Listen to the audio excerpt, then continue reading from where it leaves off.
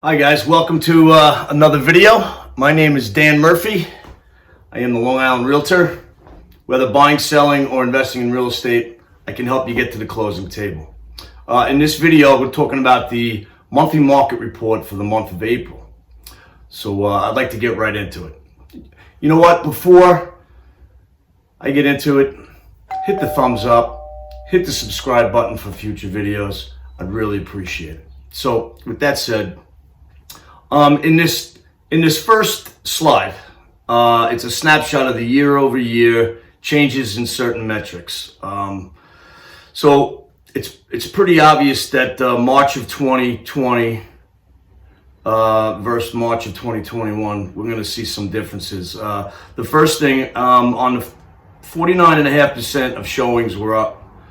Purchase applications were up 39%. Pending deals, although this information is from the month of February, was down 0.5%.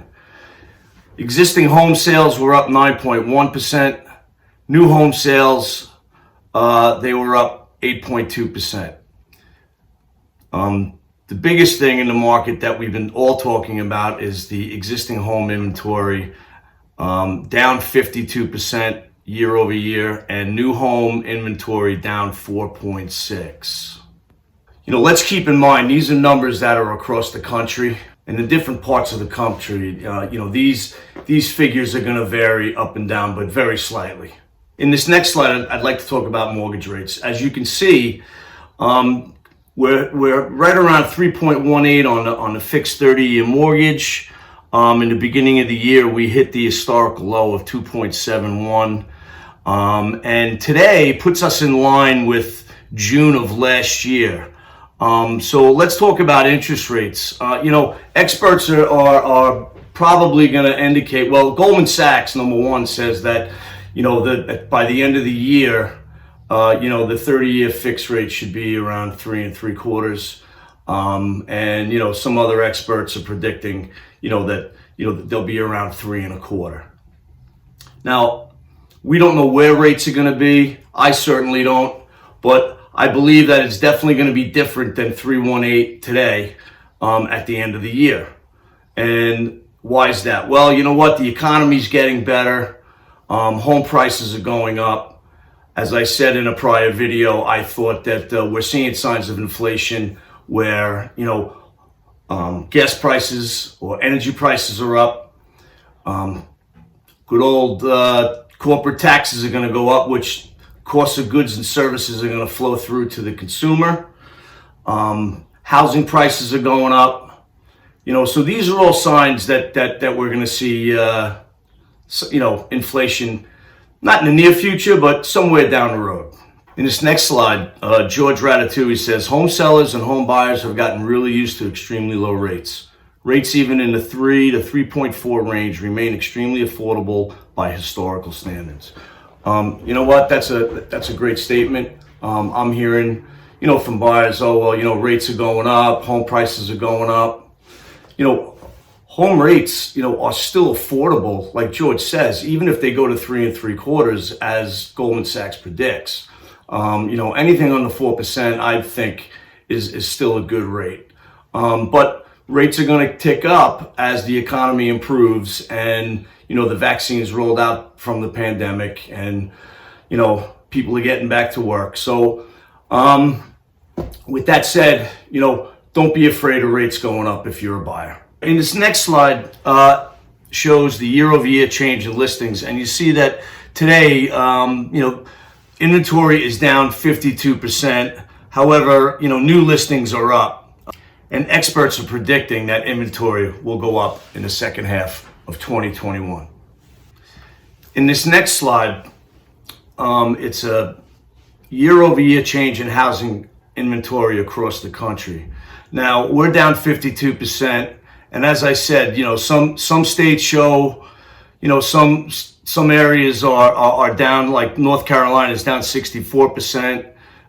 South Carolina down almost 62%. Out on the West Coast, Oregon down 58.3.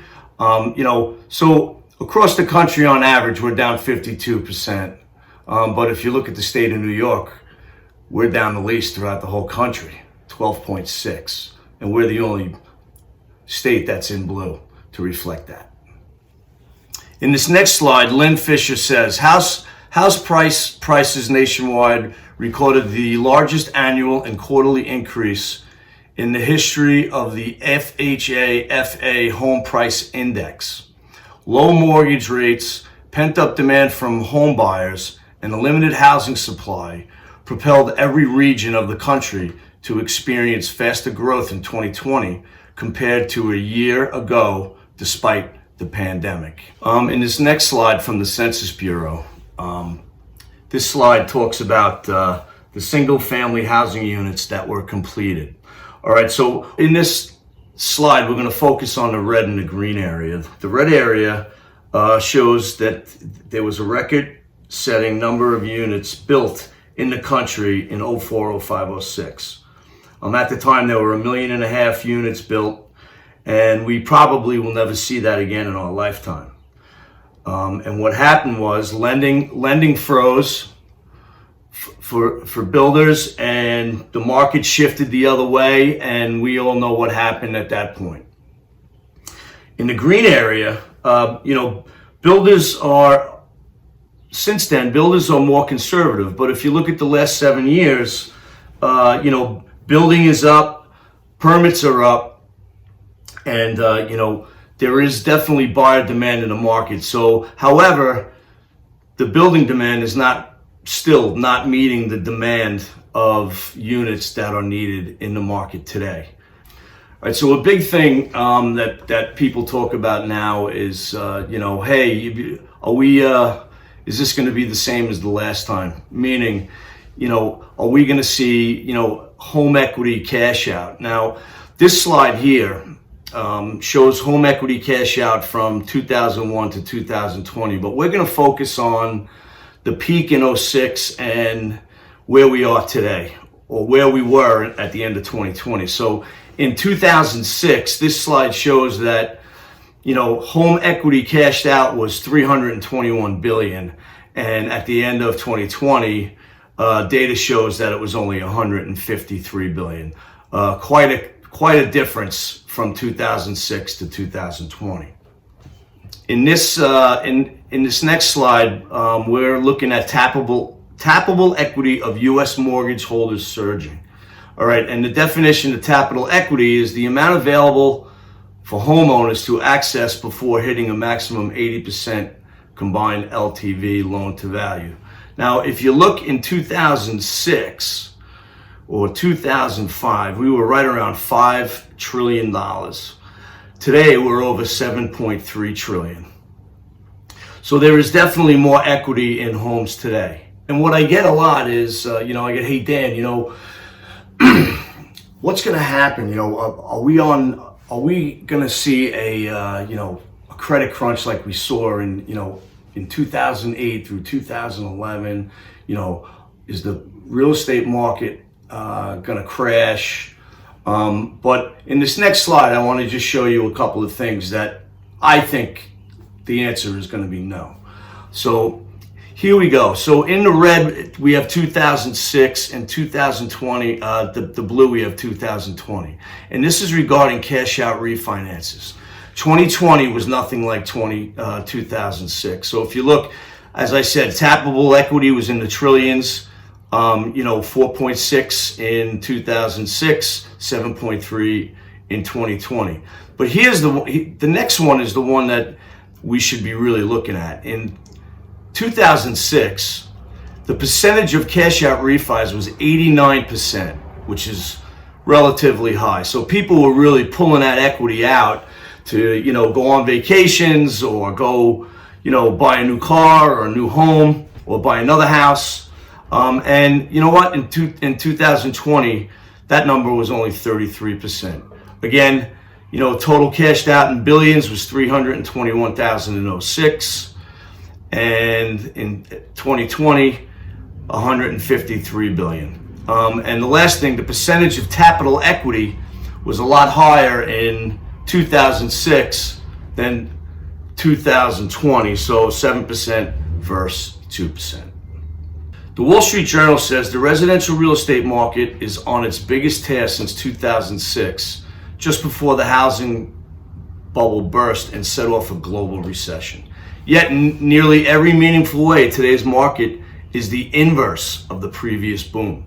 In the mid-2000s, loose mortgage lending standards enabled borrowers with poor credit histories to purchase homes beyond their means, sometimes with mortgages that required low payments in the early years of the loan. In this slide, the National Association of Realtors says with demand for homes outpacing new listings, buyer competition continues to intensify. On average, there were 4 offers per home sold closed in February. According to NAR's latest February Realtors Confidence Index report, a monthly survey of realtors about their transactions. 1 year ago, there were 2 to 3 buyers for every home sold. The intense competition has led to double-digit price growth and properties selling in record time. To get back to a healthy supply level equivalent to 6 months of monthly demand, an additional 2.7 homes should be on the market for sale. Now, I'm not telling. Listen, I'm not. These people aren't telling us anything that we don't know. But getting 2.7 million homes for sale to meet the demand today, it sounds like it might be a difficult task. But you know what? We might see that happen over a gradual period of time, and we will probably see inventory meet buyer demand somewhere in the near future, I think. All right, in this graph, if you look at this graphically, 4.1 offers in February, what's the reason behind that? Well, it's kind of obvious, multiple offer situations on homes across the country. I hear on Long Island here, we're well above the 4.1 average of offers on a sale. I hear, there were 10 offers and, we accepted 1 and, three or 4 people wanted to be backups. But, multiple offer situations are still occurring here on Long Island. All right, so here, what I'd like to do is I'd like to talk about the comparison of the two markets from, 2002 to 2005 to 2017 to 2020. So let's take a look at this slide. So in the red, 2002 to 2005, the annual average appreciation was 10.3, and in the blue bars, the difference here is, from 2017 to 2020 is 6.3. And, in the final year, CoreLogic says that, our appreciation, according to their data, was up 9.2%. We're definitely seeing a lack in supply, which is obvious, probably the main reason why we're seeing appreciation at 9.2%. So in this slide, we have an interesting comparison. Back, 04 to 07, we had inventory rising, and 2017 to 2020 inventory was decreasing. So I just want to compare the two markets. As you can see, inventory from 04 to 07 was rising, and from 17 to 20 inventory was decreasing. However, in both markets, prices were going up. So when we look at economics, the amount of any item for sale as it goes down, there are less of it, it's going to drive the price higher. So in the market from 2004 to 2007, the dynamics were a little different. We had inventory rising and home prices rising. If we go back to the simple formula, extreme demand, low interest rates, the pandemic, and the lack of homes creates price appreciation. Which brings us to my next slide. Comment by Odita Kushi. It's not just a seller's market, it's a super seller's market. This is an incredibly competitive home buying environment. So, you know what? This goes back to my last video where I spoke about, is it time to sell? We're sitting in a great opportunity here if we've considered selling. And in my last video, I spoke about, energy prices going up, the economy getting better, the vaccines rolling out, people going back to work.